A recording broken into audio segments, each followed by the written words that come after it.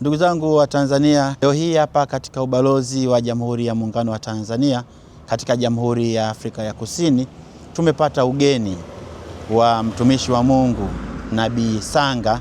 ambaye alikuwa hapa Afrika ya Kusini kwa shughuli mbalimbali, lakini mara baada ya kuhitimisha shughuli zake za kichungaji, asubuhi hii amepata nafasi ya kufika katika ubalozi wa Jamhuri ya Muungano wa Tanzania, na pamoja na mambo mengine amekuwa na ujumbe kwa Watanzania wote wanaoishi katika Jamhuri ya Afrika ya Kusini. Ametuma salamu za Mungu, ametuma salamu za upendo, na pamoja na salamu hizo ameonyesha utayari wa taasisi ya kichungaji anayoihudumia, taasisi ya Power of God Family Ministry, ambayo imeonyesha utayari wake na kuelezea utayari wake wa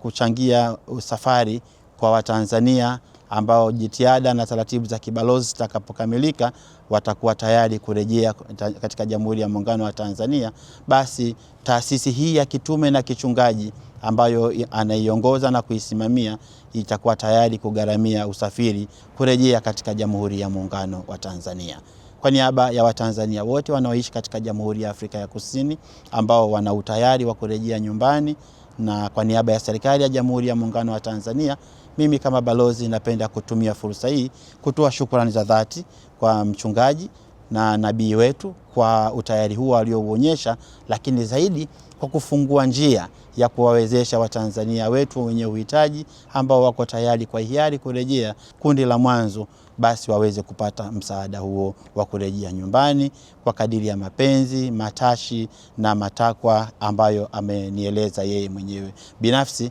asubuhi wakati tukikutana na kuzungumza hapa ubalozini. Basi nitumie fursa hii tena kumshukuru kwa dhati kwa moyo huo, lakini nitumie pia fursa hii kuwashukuru wale wote ambao watajaliwa huduma hiyo ya safari kwa mkono wa Mwenyezi Mungu na mapenzi makubwa ya taasisi hii ya kiroho, waweze kusafiri salama na taratibu zitakapokamilika waweze kufika salama katika Jamhuri ya Muungano wa Tanzania. Asante sana nabii, asante sana kwa moyo huo wa sadaka na sadaka hii kubwa ya aina yake na ya kipekee ambayo unaifungua rasmi kwa Watanzania wenzetu waliopo katika Jamhuri ya Afrika ya Kusini wenye uhitaji na hamu ya kurejea Jamhuri ya Muungano wa Tanzania. Asante sana kwa hilo. Asante.